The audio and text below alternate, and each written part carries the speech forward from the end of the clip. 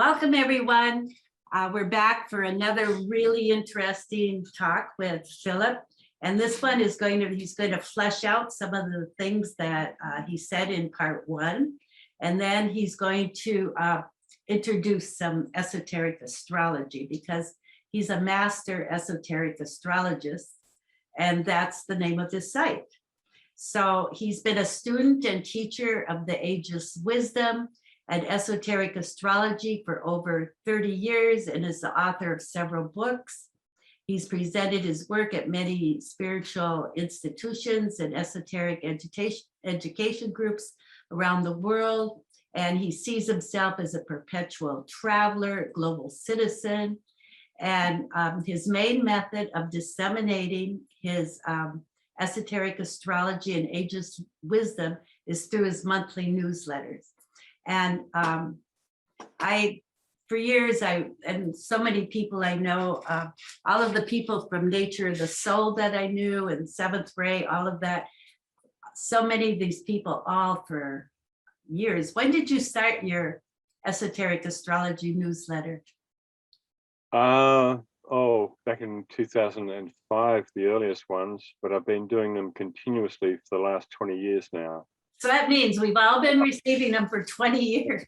Them continuously for the last 11 years, I think. Well, 11 years, but I mean, we were getting them before that. Yeah. Now they're in a really fabulous art form with lots of pictures and stuff. So, he's available for personal, soul-centered horoscope consultations, which are recorded and sent to you as MP3 files. And correcting it again, I got it wrong last time, esotericastrologer.org. And I had talked about in the first interview, dialogue, that he has this incredible documentary called The Hidden History of Humanity, which you can access at his website, right, Philip? Just on YouTube as well. Just put Hidden History of Humanity YouTube, right? Yeah. Because I tried, and there's 2 or 3, it seems. Do you have little parts, or does it take you to the full one? I'm not sure, but if you go to my website, you can find a preview, and then that will take you to the main on YouTube. Because the main ones are like over 2 hours, right? 2 hours, 37 minutes, and it's in about 7 different languages now, subtitles in 7 different languages. Wow, that's amazing. So, okay. So just having thought about a few things from the last talk that I found interesting that somehow I had not really put together, that you said that like through this ageless wisdom that the concept of Pangea like doesn't really exist. Like there's not this this movement, this surfacey movement, that everything's more of a up and down. Can you go through that a bit more? Sure. Well, hang on. First of all, I'm not really a master astrologer. Oh, you are. I really, the more you study astrology, the more you know that you don't know. You've had so many years, you're a master astrologer, and you've done so many charts. Anyway, coming back to, we were talking at the end of the last session about the hidden history of humanity and up to present day and into the future, into the Sixth Rootrace.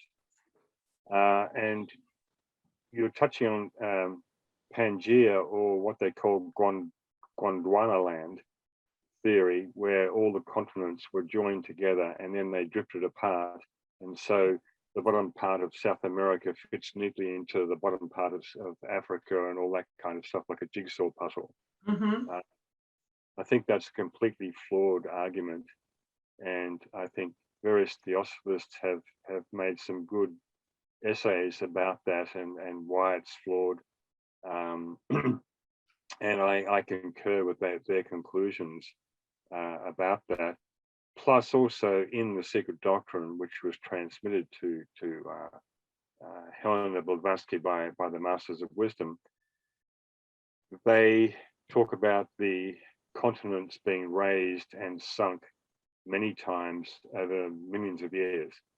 And so what we get when they're raised is fragments or remains of a past continent. And this will happen again in the future. In the Sixth Rootrace, in fact, in the next 3,000 years, we are told that continents will sink. The British Isles will cease to exist altogether, apparently. Wow. And other ones will come up, and those continents that will be raised again will be part of the old Atlantean or Lemurian continents, and they will be like new lands for a new race in a sense. I see. So that's when you're going through these big cycles, then the new land comes in for the new race. Yeah. Yeah, and plus also as a recapitulation or reminder of the past, because those old continents or islands that re-emerge will have ruins on them that are a proof of the old civilizations. But of course, we have plenty of those proofs already, proofs that we've never seen before. So yeah, the Pangea theory is very flawed. It's very simplistic, actually, I think. Okay. Yeah. Okay, so that's interesting. That was something like I hadn't really thought. And then you had really gone into like Atlantis, like this is so big now, like, you know, there's the hot zone down there by Cuba and everybody's going there, like all the dignitaries. Then there's the whole thing about Antarctica. And Right. so what did you say about that? Well, I haven't said a great deal about the continents as such. That's my next project, is the hidden history of humanity, the geography and giants. But Atlantis, you know, I think I might have said in the original in our first meeting that Atlantis is not in one place. You know, many people claim to have found the lost city of Atlantis or the lost land of Atlantis, and they're all correct, but those lands are scattered all around the planet, from South America, North America, Central America, the Atlantic Ocean, Western Europe, everywhere down through Indonesia, and they all overlap the previous continents of Lemuria in different areas, which was also spread all around the world. So they are all correct, and people have done some marvelous work in different areas, specializing in South America or somewhere in near the Mediterranean or the Atlantic or the United States. They're all correct. They've all identified old Atlantean civilizations in those places. Oh, that's nice. That's great. So they're all right.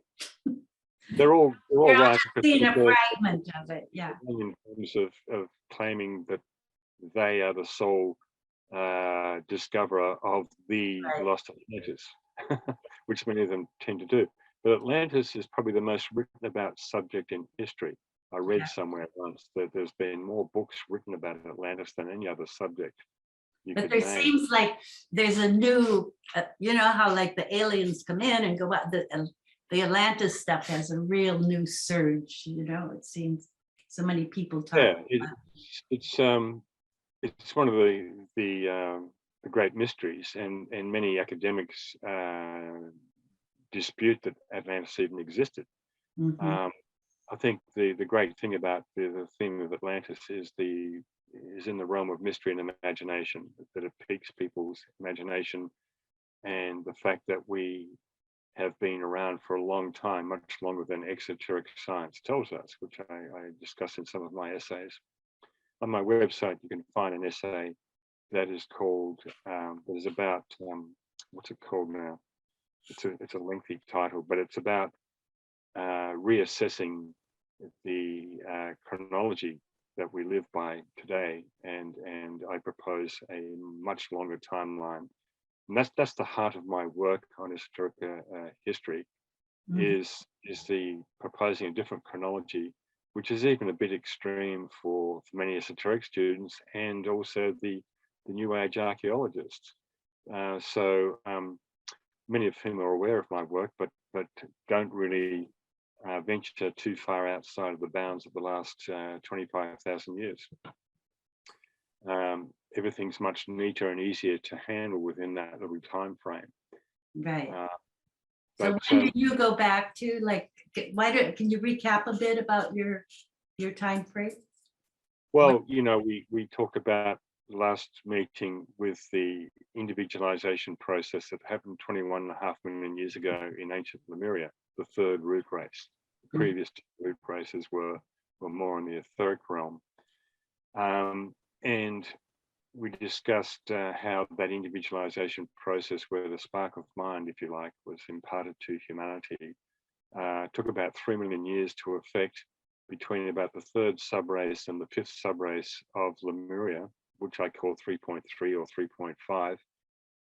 There are 7 subraces in each root race, 7 branch races in each subrace, etc., etc.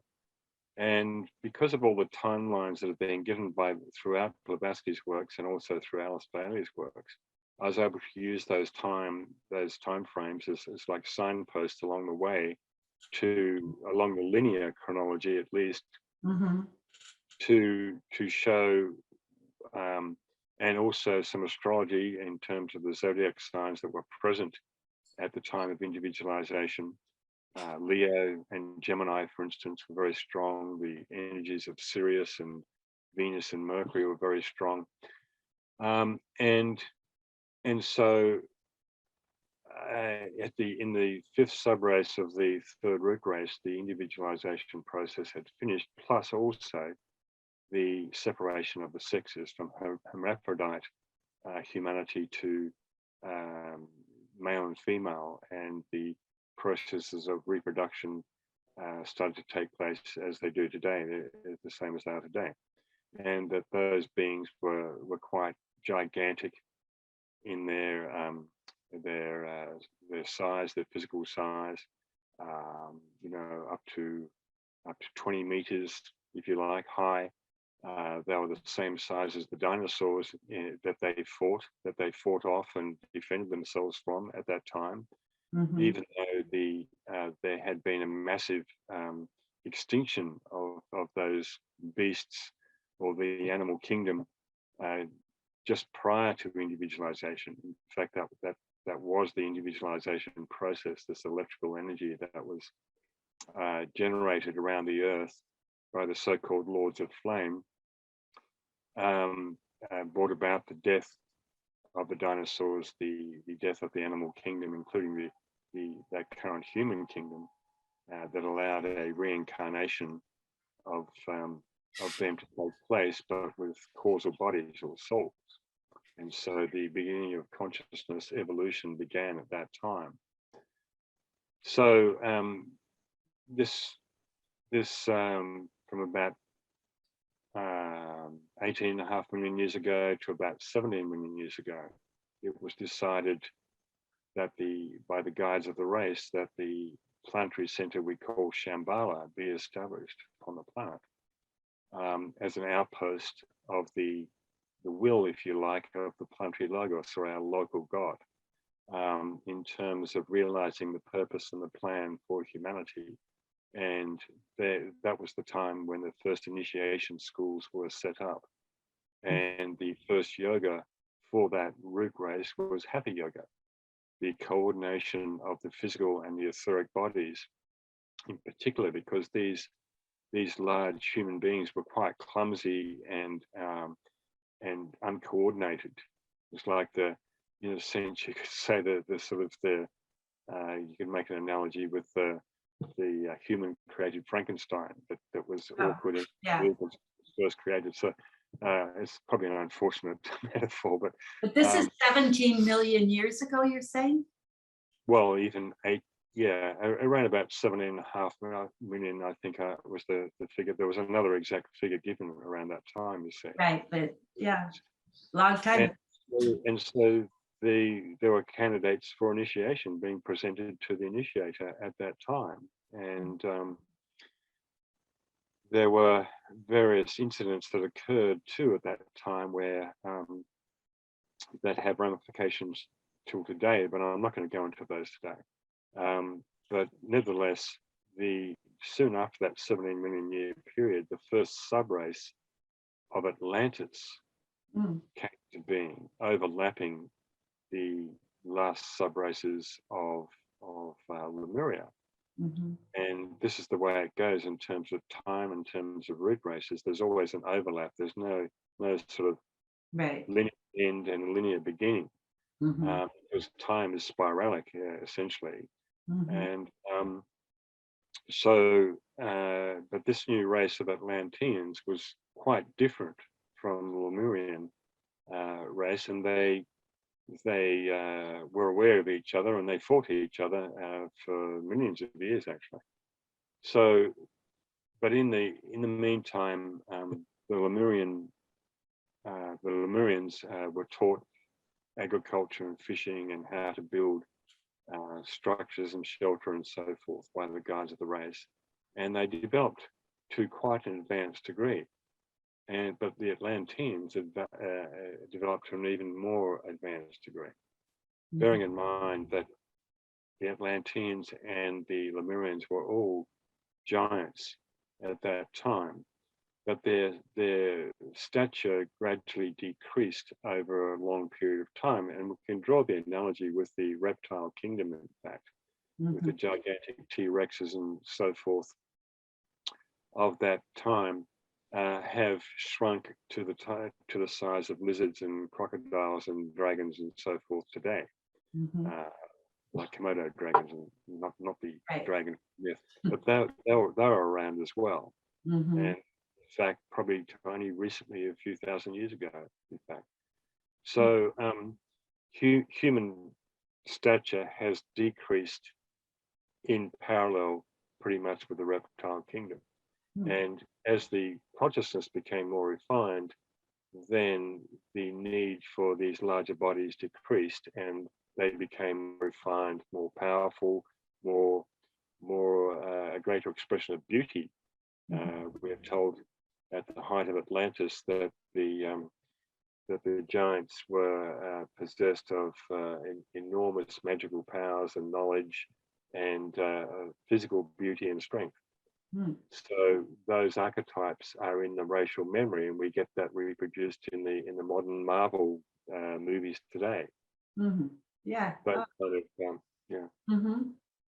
So and I mentioned last session too, that that the one-eyed sight developed into two-eyed sight, and for an intermediary period between the Lemurian and Atlantean root races, there was three-eyed sight. Two eyes that grew out of the brain that we have today, and the one eye at the top of the head. So the consciousness of the Atlantean, or the fourth root race, the Lemurian being the third root race, was much different. If you like, in a rough kind of analogy, we can see the three yogas of Hatha yoga, Bhakti yoga or devotional yoga, and Raja yoga as corresponding to the three root races, Lemuria, Atlantis, and this so-called fifth root race, sometimes called the Aryan race. A term that, of course, has been misused by fascists over the years, but which originates in India, meaning noble one. So there were different. The yoga of devotion was the yoga for the Atlantean period, bearing in mind that they didn't think, they hadn't developed the mind like we have today. Okay, so it was a much more feeling sort of polarization, or astral polarization, that the Atlanteans had. But they were very intuitive, of course, and yet over a period of time, the God-given gifts. In fact, we're told by Blavatsky somewhere that that the Atlanteans had because the the eye on the top of the head had receded back into the brain over a period of a few million years, that the third eye was artificially awakened. So they all had psychic vision. They could see astrally and psychically. And over a period of time, that God-given gift, if you like, was abused. And so black magic became rampant in Atlantis, where there was a craving to have what other people have. And you can see that things haven't changed much today. Recycling. We are going through a major Atlantean recapitulation. In fact, the Tibetan master tells us that most of humanity is still astrally polarized or Atlantean consciousness. But we have a percentage of the Fifth Rootrace who sufficiently mentally polarized that carries the whole race, so to speak. So anyway, we're talking these incredible periods of time from, say, 17 million years ago to 4 million years ago, where both of these races overlapped each other, developed along different lines, fought each other. Atlantis developed great technologies, we're told. Again, a lot of them given to them by the race as gifts, and the guides of the race lived amongst humanity, the masters of wisdom and so forth. And over that extreme period of time, there were many rises and falls of various civilizations and branch races and so forth.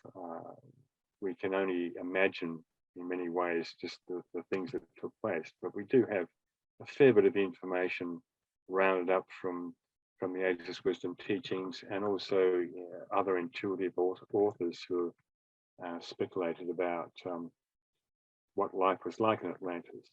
There are a few authors there.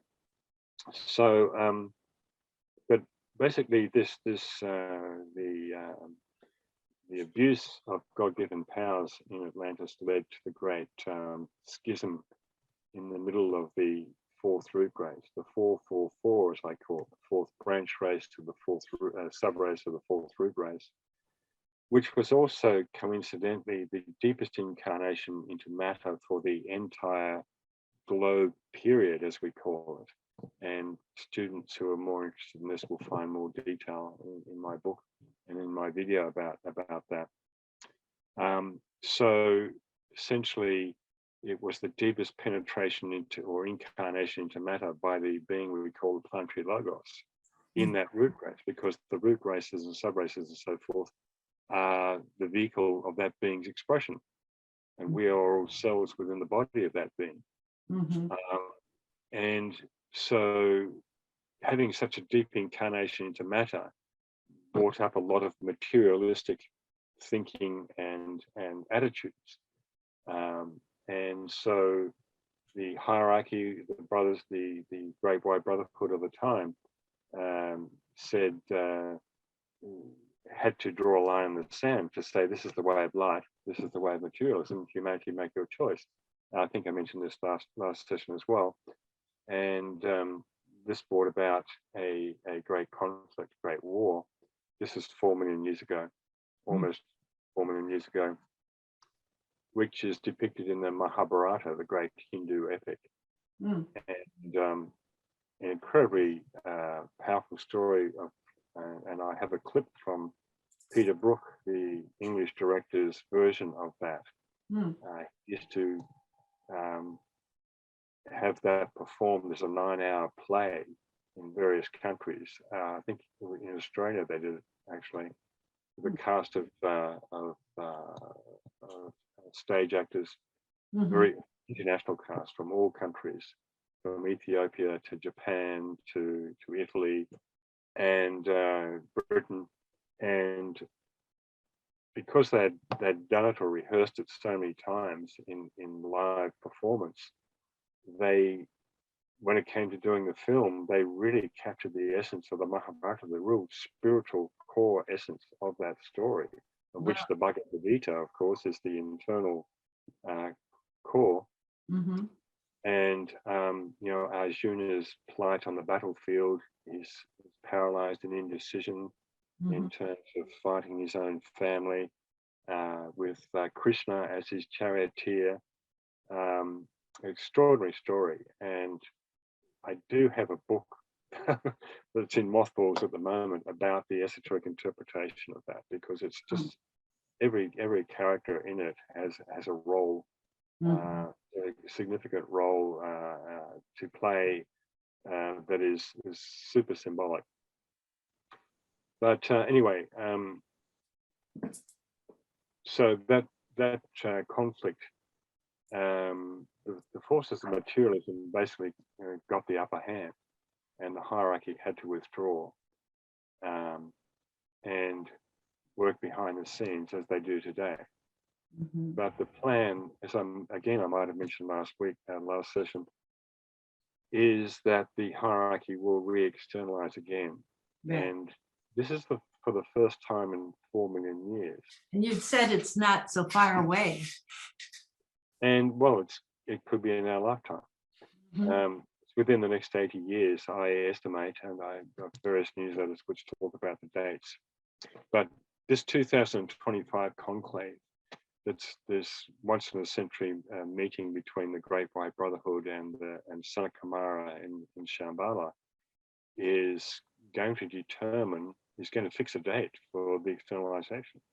And it's going to be less than a century for sure. And what we're going through now, as I also mentioned last session, is the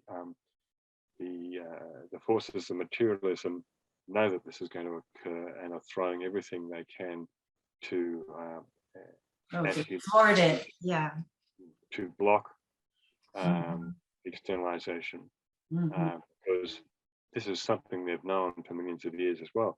And the Tibetan master in, I think, Esoteric Psychology 1 or 2, uses the phrase millions of years that the hierarchy have been withdrawn from humanity. This is another corroborative passage or quote that I use in my book, Unveiling Genesis, Mysteries of the Root Races and Cycles, which is the companion book to the Hidden History of Humanity video. So these timelines, I'm convinced, are valid. The combination of ones given by the Tibetan, and of course the Tibetan was one of the main teachers or transmitters to Blavatsky, which is a lesser known fact, although all the masters transmitted through her. The Tibetan was the one who worked with her more closely, and also physically when she actually went to Tibet to live with the masters in Shigats, where they live near Shigats. So anyway, that critical period that depicted in the Mahabharata was also the birth of the seed of the first subrace of the Fifth Rootrace. All those kings, Yudhishthira and all the brothers of Arjuna, were the subrace archetypes of the 5 subraces of the Fifth Rootrace that were to emerge 3 million years later, which is 1 million years ago, in India. And so the whole Mahabharata was set in India, but it was back in Atlantean times, India. And so in the meantime, a great flood occurred. There were 4 major floodings of Atlantis. The first major flooding happened soon after the Atlantean War, the Mahabharata period. And the world was basically flooded up to the mountaintops. You know, the only survivors had escaped to the mountains, the high altitudes.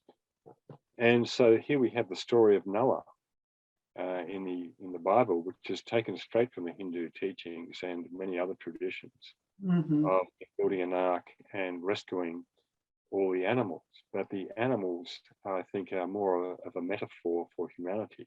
He rescued them 2 by 2 and so forth. It always seemed like it was maybe more the DNA. Well, perhaps. And but essentially, this ark sailed around the world and rescued humanity. And DK uses a very interesting phrase, in spite of themselves, because the Atlantean cupidity, as he calls it, of this this recalcitrant sort of nature of the Atlanteans to hang on to their lifestyle, despite everything, and then even perhaps despite the extraordinary devastation of the flood. But anyway, they were rescued.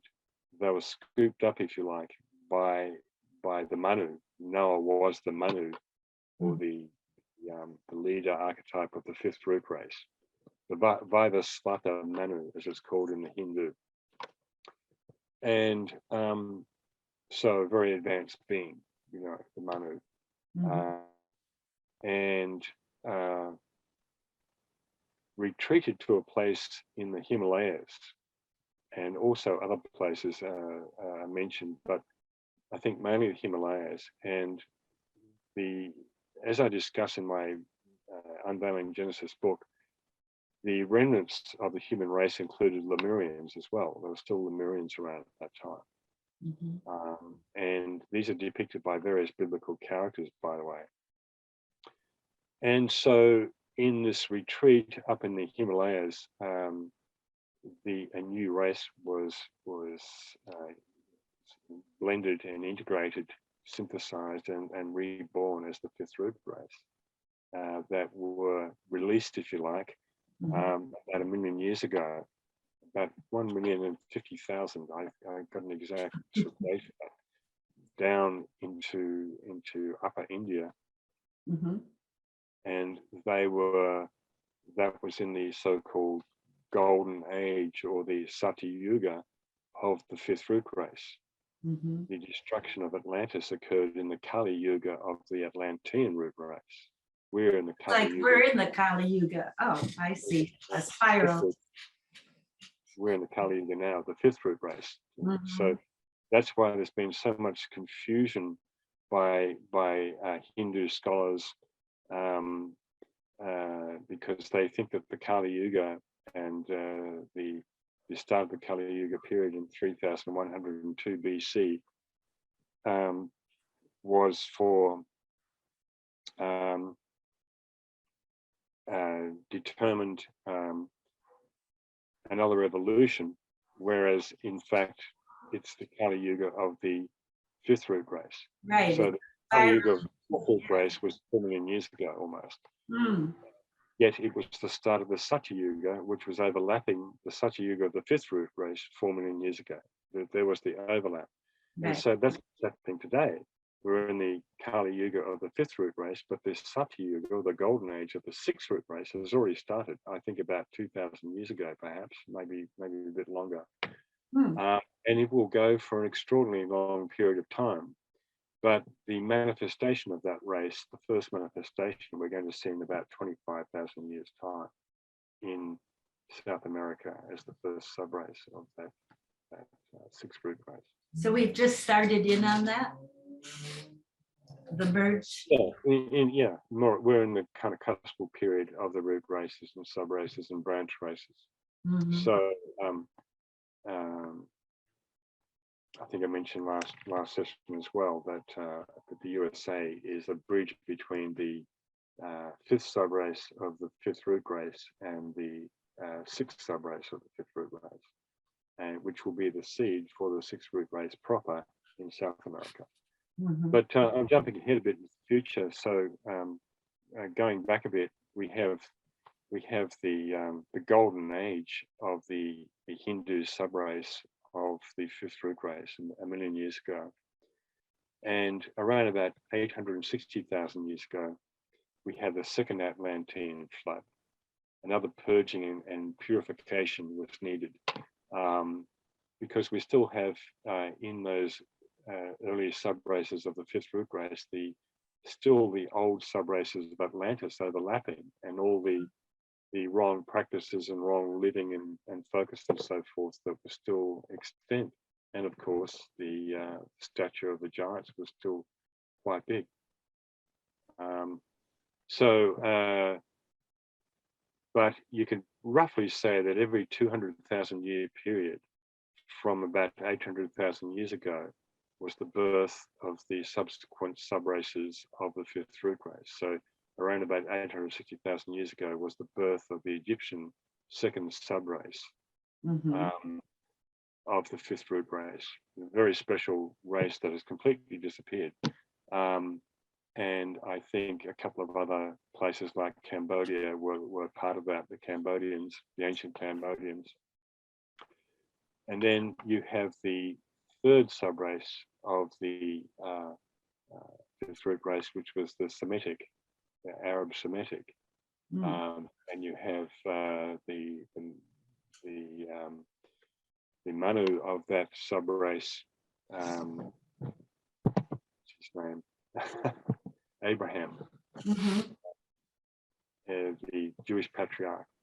Then you have the fourth subrace of which came forth about 400,000 years ago, the Celtic subrace. I've got much more exact dates in my book, but I'm just giving you a rough. Exactly. Then the fifth subrace of the Fifth Rootrace came forth about 100,000 years ago, and that's where we're at now. That was the more Anglo-Saxon, Northern European subrace, and that's in a sense kind of dominates at the moment. Then the branch races, of course, came forth from that fifth subrace, and I go into the branch races in my book as well. But essentially the fifth branch race was the Anglo-Saxon, and so that fifth branch of the fifth sub of the Fifth Rootrace was the 5.5.5, which represents the quintessence, if you like, to use a 5-word, of the development of the concrete mind within the Fifth Rootrace. That's so interesting. I just thought of that because it's a sacred number in masonry. Yeah. I get that now. The number of 5-pointed star. Yeah, but the 555 is a initiation. Oh, okay. Yeah. Yeah, there's the 555. There's the 666, of course, which is the number of matter on the mental, emotional, and physical planes, and the so-called beast, the beast of personality. There's the 777 incarnations. There's the 999. There's the 888, the number of the Christ. These are all significant numbers, but my 333, 444, and 555, according to the branch race, subraces, and root races, isn't just a fanciful playing with ciphers and numbers. It actually does express precisely the nature of those essential essences, you could say, when they're concentrated all on the same subrace and root race, 333, 444, etc.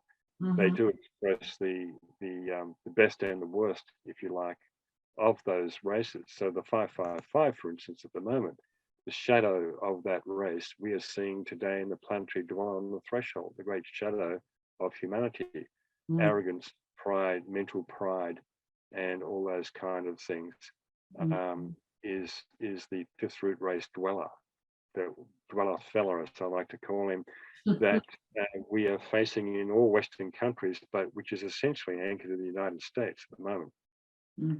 As one of the leading nations of, and of course the bridging nation to the Sixth Rootrace. Well, it does seem to be that way. That's why the USA is under such pronounced attack in many ways by the forces of materialism, because it holds the secret, if you like, of the angel and the dweller, the soul of humanity and the shadow of humanity. That's where the fight is taking place. But of course, it's the battleground is worldwide, but it has been particularly focused in the United States. I've just lost the picture. There you go. I'll get you back again. So, like when you're going through all of this and you do your esoteric astrology, does it all jive, all come together, and then just reinforce all of this? Yeah, you could, for instance, equate the Fifth Rootrace with the fifth sign, Leo. Okay. Leo, fire sign, fire being a symbol of manas or mind. Leo being a sign of leadership, of also the shadow of Leo, which is pride and separativeness, condescension, Mm, you know, lording it over others. We're seeing that to a huge degree in this Fifth Rootrace with the enormous wealth that a small percentage of people have due to their advanced intellect, of course, which but of course that intellect is unbalanced by a lack of developed compassion. mhm. So yeah, we're seeing this great battle between the angel of the presence and the dweller on the threshold right now, and in between the two cusp, the cusp of the ages, the cusp of the root races, and the cusp of two ray cycles, the outgoing sixth ray of devotion and idealism, and the incoming seventh ray of ceremonial order or magic. So Mhm. we're in quite an extraordinary period. And right now, the last since pretty much lockdown began in the last 18 months, we have entered the really deepest part of this battle. The analogy with Atlantis and the Mahabharata story and so forth is uncanny. Wow, that's so interesting. Yeah. Yeah, Uh, but I mean that they all reinforce each other.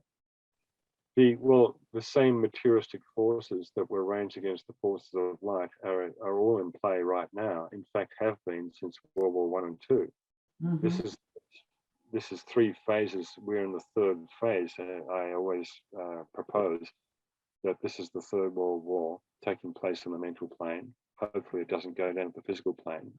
But it's the same battle that we fought in World War One and Two. The same forces are ranged against each other.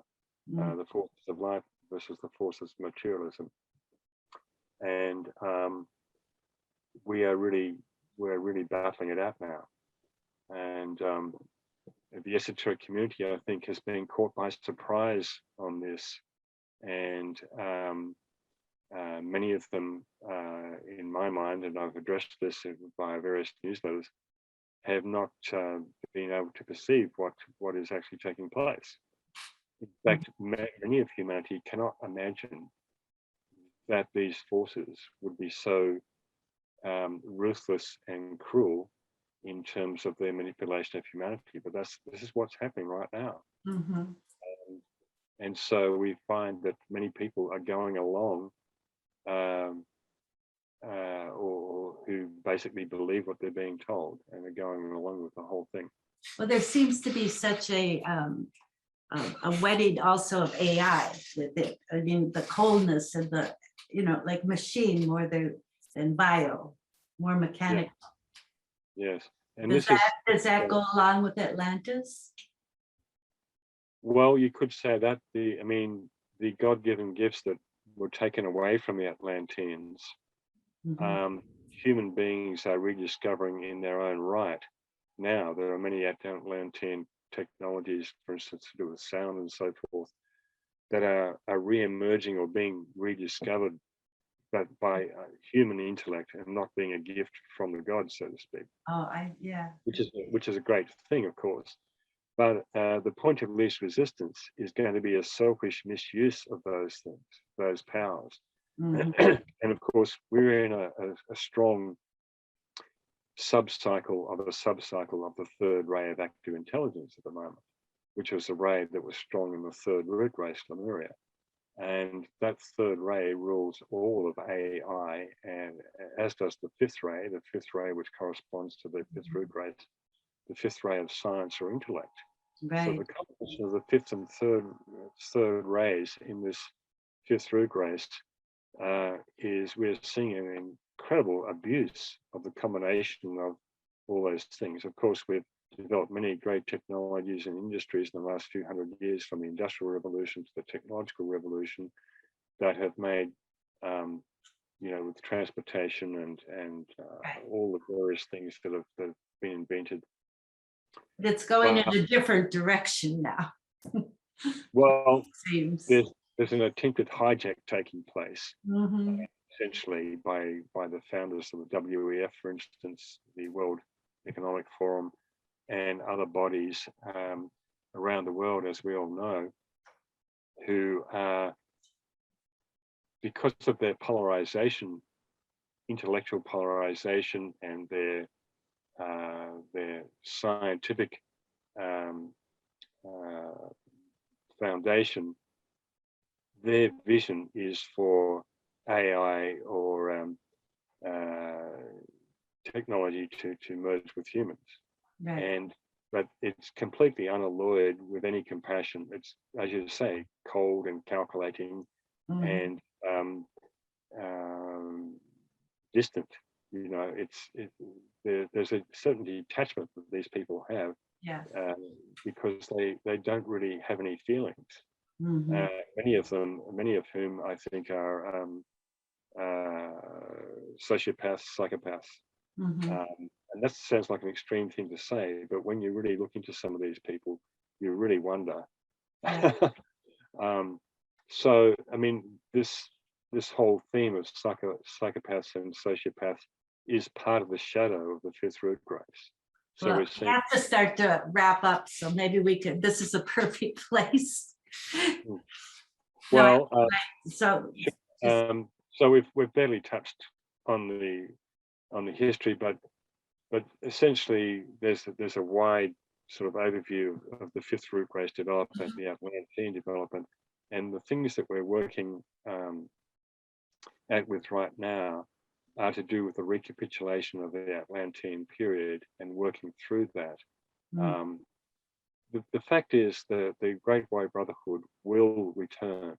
Um, there will be eventually peace on Earth. The key factor at the moment is whether humanity can make it sooner rather than later, and or whether we want to extend the agony by not confronting these forces that are attempting to control humanity right now. mhm. And again, with the looking back at history, we can learn those lessons, or esoteric history at least, in terms of what happened Atlantis, what caused the Great Schism, and so we're going through that again. But there are many promising signs that we will rise to the occasion, and the Mhm. next 10 years is going to be the telling time when that will happen. Wow, that we're here. Of all times, yeah. So we've gone our time already. That went very fast, didn't it? It does. It's interesting. So, I'd like to have you back again, and we'll do like a esoteric, more focused on the esoteric astrology.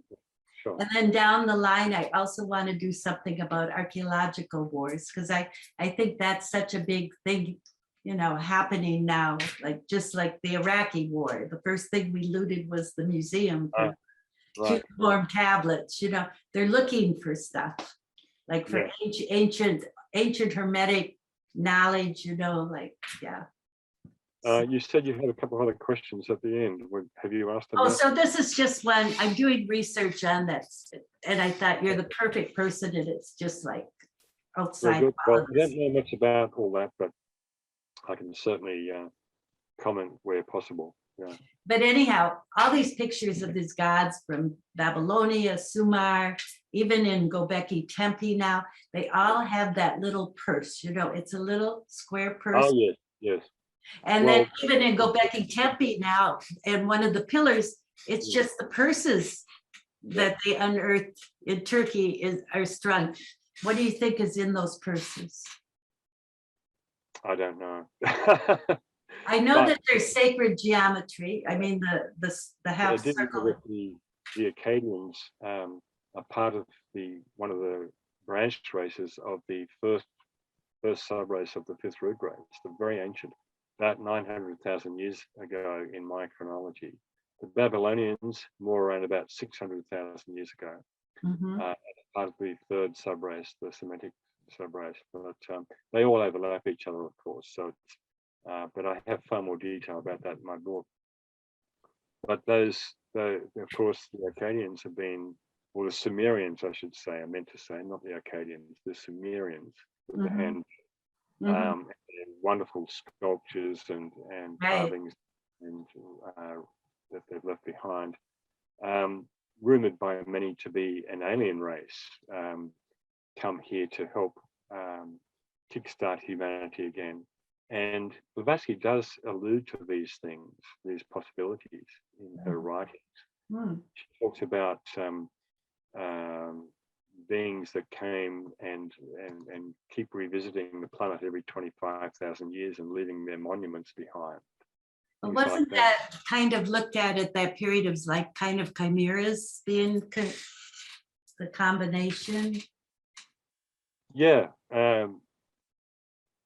chimeras, as in You know, in terms of the beings. gods and the gods came down and looked on the women. I mean, it was like a mixing, like you're saying. Well, that's something I discussed in the book with the in ancient Lemuria. The sons of God saw the daughters of men and Right. found them attractive, and where the giants of the time mated with, and these giants were various beings of different from different sources. There's a lot of confusion, a lot of stories around that time, but in my book I try and make it a bit clearer, the so-called Nephilim and so forth. But so what happens in exoteric history, or a lot of the New Age sort of area of these histories, that the timelines get all mixed up. So people mix up something that happened back in Lemuria with something that happened in the first subrace of the Fifth Rootrace. So my book tries to establish the correct chronology and timeline, so we can study it in terms of the known age of that time. Yeah. Okay, well, this was great, Philip. And I just want to tell everyone again, like now you've heard all of with these two. And now if you go watch the documentary, you'll have kind of a background on it, and it'll be great. It's a great combination. And I've told several people, and everybody who watches it just loves it. So it's a good, Excellent. Okay, so we'll see you again in a while.